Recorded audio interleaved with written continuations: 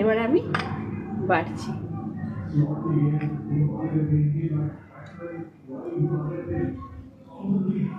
কেমন হয়েছে বলবেন।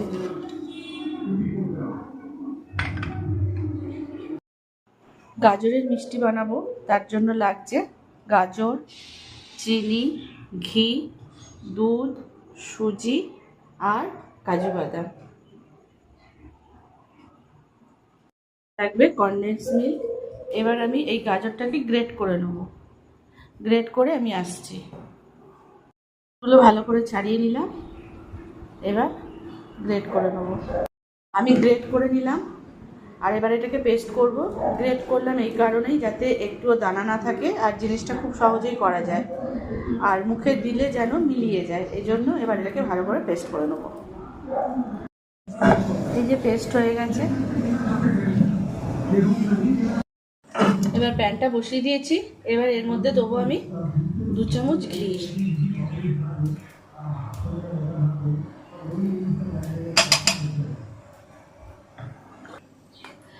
এবার এর মধ্যে দিয়ে দেবো আমি 4 চামচ চিনি, একটু বেশিই দিলাম।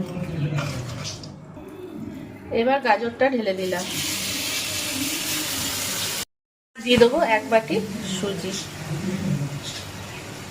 এবার এটাকে ভালো করে নাড়াচাড়া করবো।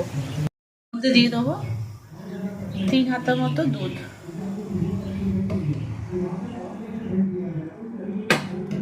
এটাকে ভালো করে নাড়বো।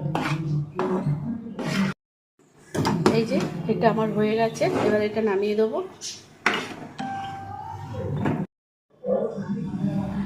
নেব, আমার মেয়েই নিচ্ছে।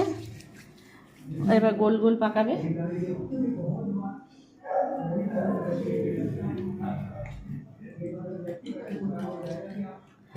এইভাবেই সবটা গোল পাকিয়ে নেবো আমরা। তারপরে আসছি।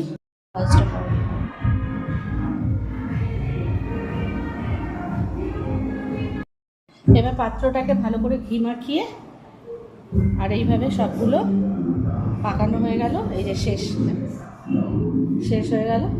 এবার এটাকে আমি ভাপে বসাবো। একটা ছোট্ট হলো গরম জল বসিয়ে দিয়েছি। এবার এর উপরে এটা দিয়ে দেবো। এটা ভাপে সেদ্ধ হবে আর এটাকে আমি এখন ঢাকা দিয়ে দেবো। এবার এটাকে ঢাকা দিয়ে দেবো।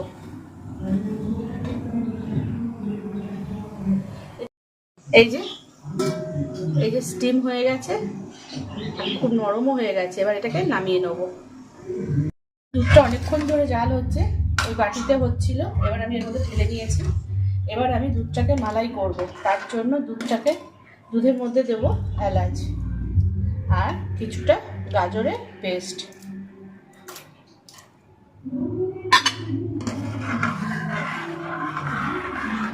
দেবো 1/2 বাটি চিনি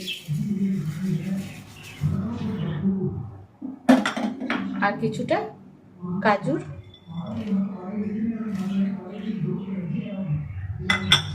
মালাইটা আরো স্বাদ আনার জন্য আমি দিয়ে দেবো এর মধ্যে কনডেন্স মিল্ক কিছুটা। মালাইটা হয়ে গেছে। এবার আমি বলগুলো এর মধ্যে দিয়ে দেবো একটা একটা করে।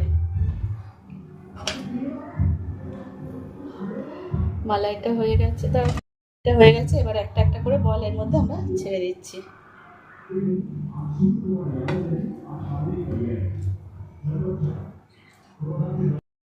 এবার এটাকে ভালো করে একটু নাড়া দেবো হালকা হাতে আর ফুটে গেলে নামিয়ে দেবো। এবার আমি বাড়ছি।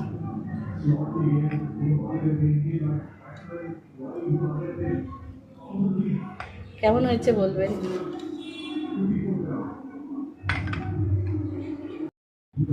তাহলে আমার গাজরের মিষ্টি কেমন হয়েছে জানাবেন সবাই।